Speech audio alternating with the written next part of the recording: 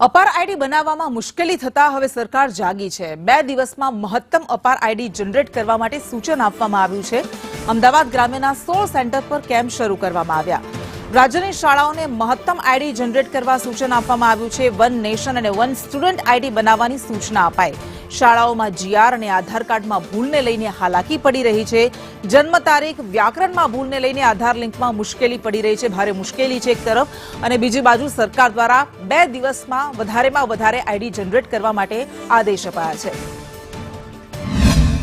એક જ ક્લિકમાં વિદ્યાર્થીની તમામ ડિટેલ ઉપલબ્ધ થાય તેના માટે અપાર આઈડીનું કામ જે છે તે ચાલી રહ્યું છે, પરંતુ કેટલાક વિદ્યાર્થીઓની અંદર ક્ષતિમાં ભૂલ હોય છે, એટલે કે જન્મ તારીખમાં ભૂલ હોય, આધાર કાર્ડમાં ભૂલ હોય, અથવા તો અનેક પ્રકારની ભૂલના લીધે આ જે કામગીરી છે તે છેલ્લા કેટલાક સમયથી ધીમી પડી છે। પરંતુ અમદાવાદ ગ્રામ્ય ડીઓ દ્વારા અત્યારે 2 દિવસનો કેમ્પ કરવામાં આવ્યો છે, જેને લઈને તમામ લોકો એક સાથે ભેગા થયા છે। ત્વરિત કામગીરી કઈ રીતે થઈ શકે, કઈ રીતે ક્ષતિઓનું નિવારણ થઈ શકે તેના માટે કામગીરી અત્યારે કરવામાં આવી રહી છે। મહત્વનું છે કે 2 દિવસ સુધી આ કેમ્પ ચાલશે અને જેની અંદર મેક્સિમમ જે વિદ્યાર્થીઓની કામગીરી છે તે કરવામાં આવશે। ત્યારે આપણે અહીંના સ્થાનિક અધિકારી સાથે પણ વાત કરીશું। બેન, કઈ પ્રકારની કામગીરી છે, કઈ પ્રકારનું કેમ્પ અને શું કામગીરી છે?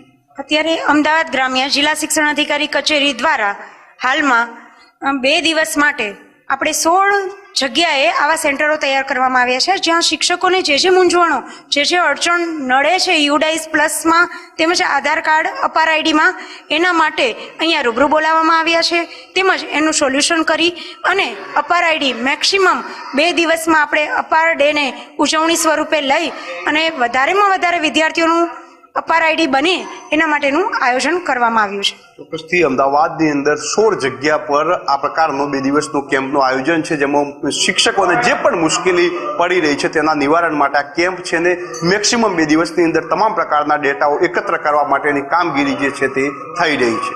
કેમેરામેન ઉપેન્દ્ર ત્રિવેદી સાથે જયંતિ ચૌધરી, સંદેશ ન્યૂઝ।